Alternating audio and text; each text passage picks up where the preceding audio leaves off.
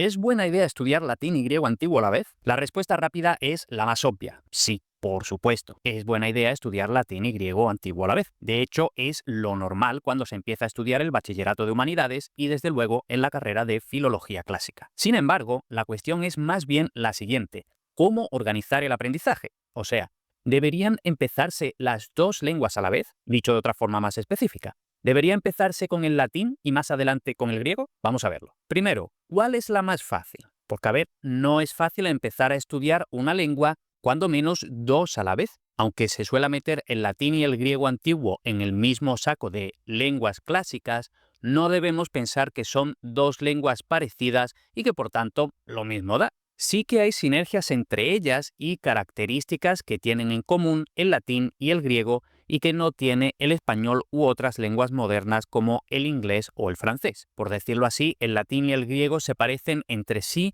más que al español en cuestiones como la sintaxis casual, es decir, las famosas declinaciones, el uso abundante de formas de infinitivos y participios, etc. Sin embargo, no dejan de ser dos lenguas de distintas familias lingüísticas con todo lo que ello conlleva. Entre otras cosas, que el vocabulario es totalmente diferente entre una lengua y la otra, por más que, de nuevo, solamos tener esa noción de léxico grecolatino como si fuera un grupo homogéneo. Acabamos de establecer que el latín y el griego tienen similitudes entre sí, por ejemplo, la sintaxis casual, así como grandes diferencias, por ejemplo, el vocabulario. También tenemos que comparar con el español, que hereda la inmensa mayoría de su vocabulario del latín. Por tanto, el latín y el español tienen grandes diferencias entre sí, por ejemplo, la sintaxis casual, pero también similitudes, por ejemplo, el vocabulario. En cambio, el español y el griego tienen la mayor distancia entre sí,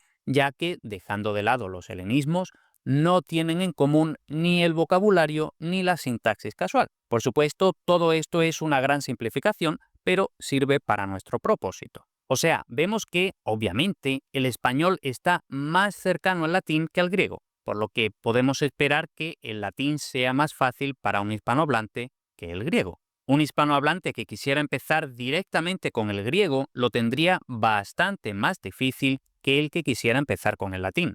Por consiguiente, el latín, además de ser una finalidad en sí mismo, nos sirve además de puente hacia el griego. Entonces, vamos a ver un plan realista.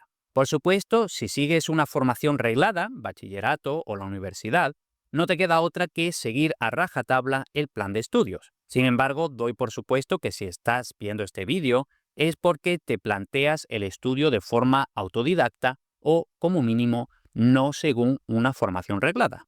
Ahora, los grandes enemigos de quienes comienzan a estudiar latín o griego son el perfeccionismo y el querer comenzar tan fuerte que se acaba abandonando. Algo así como darse un atracón, acabar vomitando y ya quedarse indispuesto y sin ganas de comer. Es muy fácil acabar abrumado más pronto que tarde por la enorme cantidad de información y conceptos nuevos al estudiar lenguas clásicas, incluso si fuera solo una. Entonces, al menos no lo hagamos más difícil de lo que tiene que ser. Por tanto, un plan realista sería el siguiente. Establece un tiempo realista, ya sé, mucho realismo, pero es importante, que quieras dedicar al estudio. Digamos, 1 hora 4 días a la semana. Ya habrá tiempo de pensar en aumentar las horas. Entonces, durante el primer mes estudia única y exclusivamente latín. No toques el griego ni siquiera para aprender el alfabeto. A lo largo de este primer mes estudiando latín ya habrás comprendido de forma bastante razonable los entresijos de la sintaxis casual del latín, que es lo más difícil al principio de estudiar lenguas clásicas. Y aunque el latín y el griego son dos lenguas diferentes, los razonamientos de la sintaxis casual son esencialmente los mismos en todas las lenguas, incluidos idiomas modernos como el alemán o el ruso. Entonces, ahora sí puedes empezar con el griego antiguo. Y por cierto, no te recomiendo que dejes temporalmente el latín para ponerte al día con el griego. Más bien, esa hora que tienes para dedicar cada uno de los 4 días, divídela y estudia media hora de latín y media de griego. Siempre irás por detrás en griego respecto al latín, pero esa es justamente la idea, que el latín te vaya abriendo el paso hacia el griego. Y ahora vamos a hablar de la forma óptima de empezar. Sin perjuicio de nada de lo dicho, creo que hay una forma aún mejor de empezar. con todo lo que sé en el momento de estar grabando esto, si quisiera aprender latín y griego desde cero de forma autodidacta, haría exactamente lo siguiente. Primero, haría el reto de latín.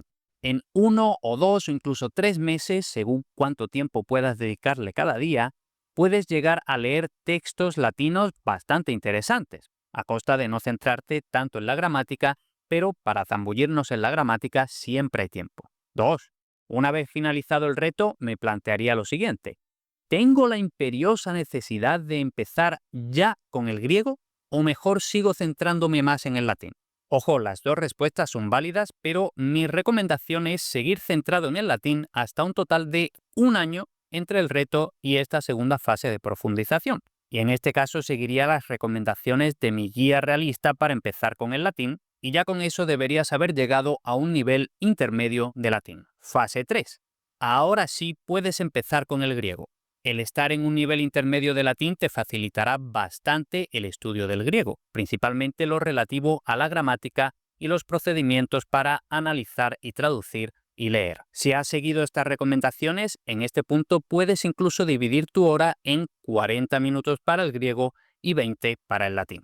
O itinerario alternativo. Después de la primera fase, que es común, la segunda fase sería que si sí tienes la imperiosa necesidad de empezar ya con el griego, una vez que hayas hecho el reto de latín, sí que podrías empezar directamente de forma simultánea los cursos de latín y de griego. Sin embargo, que conste que mi recomendación preferente es la de dedicar el primer año solo al latín. Y dicho todo eso, si quieres empezar ahora mismo con el latín, ya he estado hablando de mi reto de latín, que constituye mi primera fase recomendada. Puedes empezarlo ahora mismo, solo tienes que hacer clic en este vídeo.